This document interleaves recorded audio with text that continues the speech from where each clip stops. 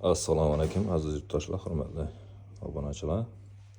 Nexia 3 Spark Cobalt Gentra termostatini rodnoy ishlatgan bo'lsa, o'zini Nexia'larni termostatini qo'yib beramiz. Ya'ni ozgina yonish ishlari bor, передача bo'ladi. Shu bilan rodnoy termostat o'zini sonligi bilan tushib turaveradi.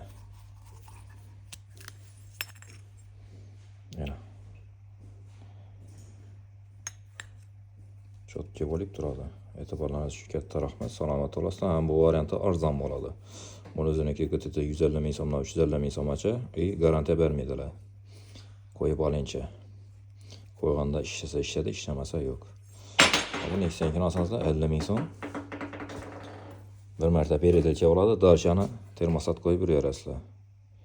Sog' olasizlar, salomat olasizlar. Ishlaringiz omadini bersin.